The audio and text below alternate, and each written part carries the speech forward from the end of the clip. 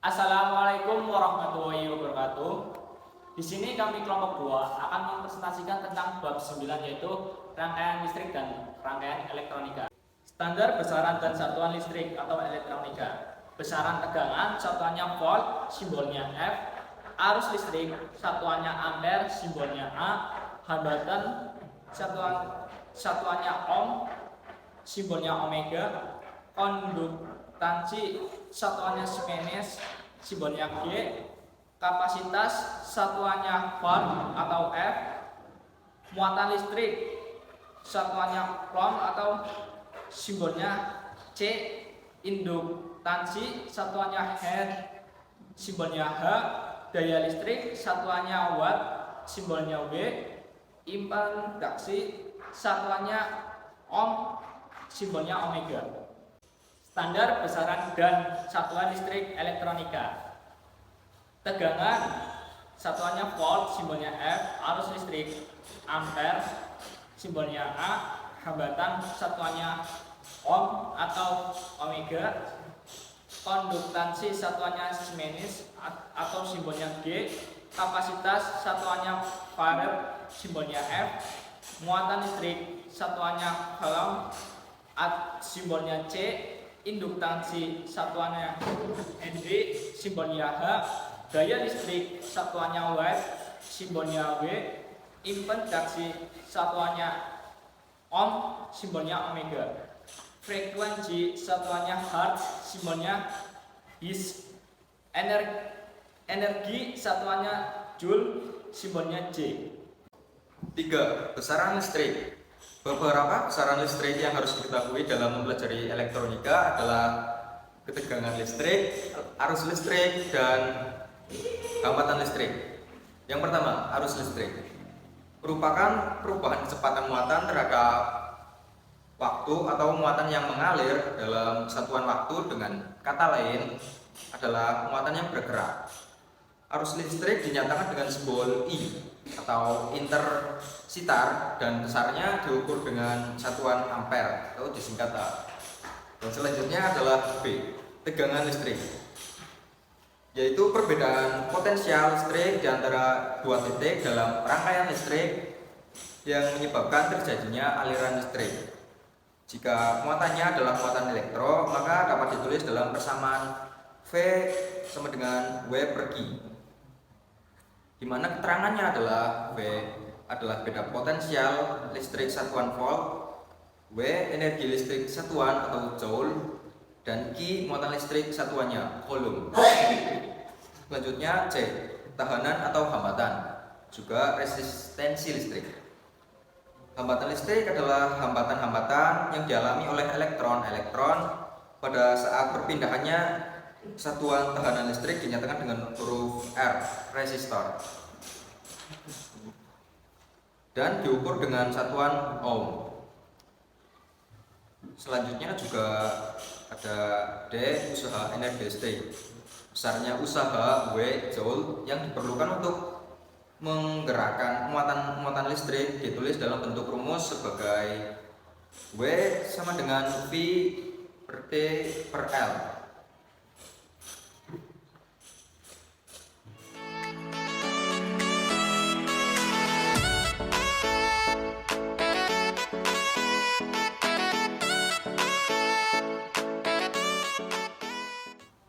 Itu adalah rumus dari usaha energi listrik.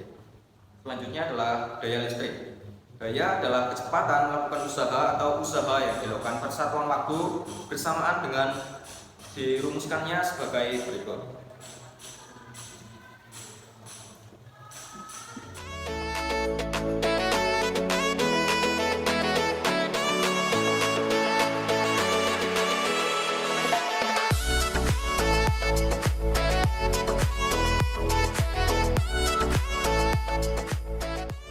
Berikut adalah rumus dari daya listrik.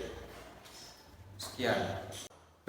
Hukum bagian listrik. Hukum dasar listrik terdiri dari beberapa teori, yaitu hukum Ohm, hukum Kirchhoff, hukum Coulomb, dan hukum Faraday. 1. Hukum Ohm. Hukum Ohm menjelaskan hubungan arus, tegangan, dan tahanan listrik. Hukum Ohm menyatakan bahwa besarnya arus yang mengalir pada kawat penghantar berbanding lurus dengan tegangan listrik yang diberikan pada kawat penghantar tersebut dan berbanding terbalik dengan tekanan kawat penghantar. Hukum Ohm dirumuskan sebagai berikut.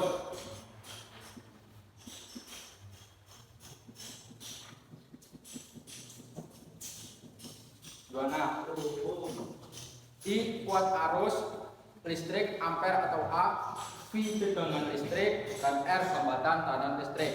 Apabila rumus hukum Ohm ini diterapkan pada rangkaian listrik, maka rumus hukum Ohm dapat ditulis dalam bentuk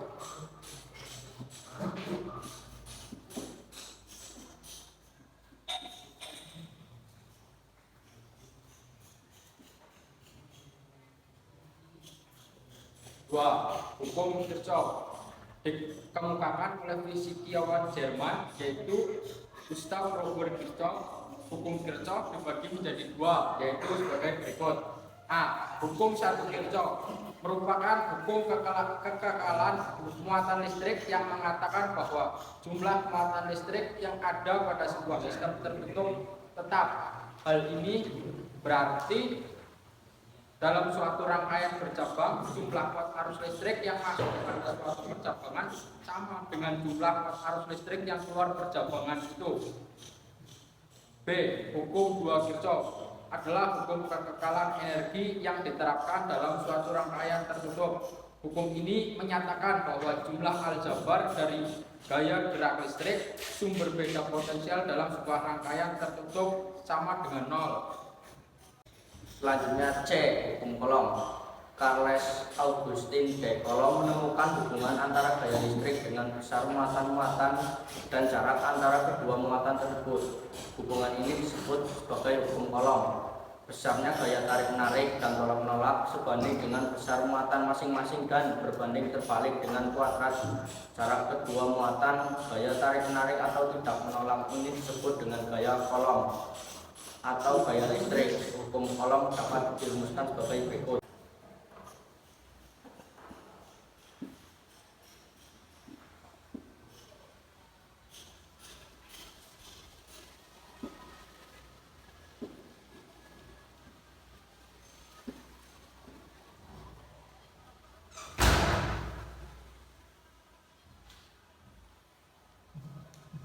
Selanjutnya, hukum Faraday.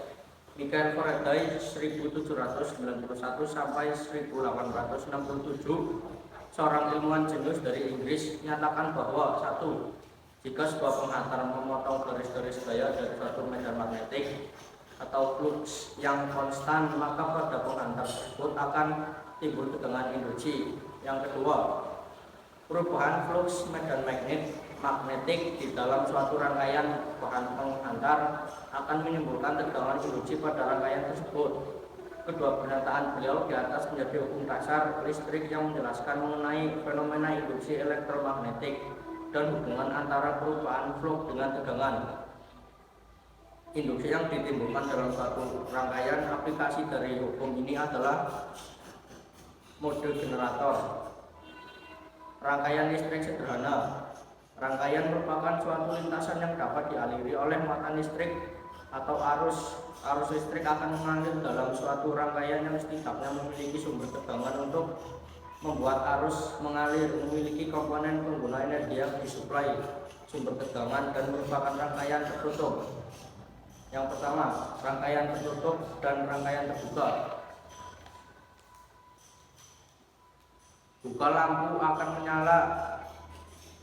lampu akan menyala jika saklar dalam keadaan tertutup. Rangkaian ini disebut rangkaian tertutup. Sebaliknya, jika saklar terbuka, bola lampu tidak akan menyala. Rangkaian ini disebut rangkaian terbuka.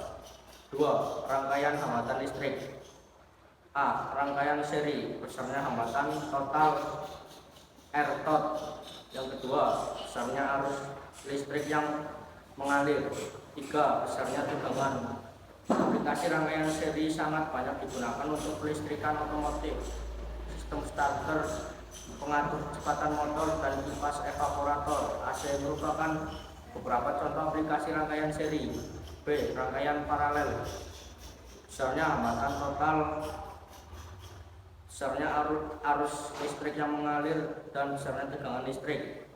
C. Campuran merupakan rangkaian gabungan antara rangkaian seri dan rangkaian paralel. Selanjutnya, komponen elektronika. Komponen elektronika dibedakan menjadi dua, komponen aktif dan pasif. Selanjutnya, komponen pasif adalah komponen elektronika yang di dalam pengoperasiannya tidak memerlukan sumber tegangan atau sumber arus tersendiri, antara lain A. Resistor. Fungsinya untuk menghambat arus listrik. Resistor dapat dibagi menjadi dua, yaitu resistor tetap dan resistor variabel. 1. Resistor tetap biasanya terbuat dari karbon, kawat, atau paduan logam. Resistor tetap merupakan resistor yang mempunyai nilai hambatan yang tetap. Selanjutnya, resistor variabel atau tidak tetap, yaitu resistor yang besarannya hambatan dapat diubah-ubah. Macam-macam resistor variabel yaitu sebagai berikut. 1. Potensiometer. Nilai hambatannya dapat diubah-ubah dengan memutar poros yang telah tersedia. Potensiometer sering digunakan untuk aplikasi pengaturan volume suara pada perangkat-perangkat audio. Ada dua macam potensiometer, yaitu model geser atau sliding dan model putar atau rotary. Yang kedua, tripod. Nilai hambatannya dapat diubah-ubah dengan cara memutar porosnya dengan menggunakan obeng. Untuk mengetahui nilai hambatan dari suatu tripod dapat dilihat dari angka yang tercantum pada badan tripod tersebut. Sekian. B. Kapasitor. Kapasitor adalah suatu komponen elektronika yang dapat menyimpan dan melepaskan muatan listrik atau energi listrik.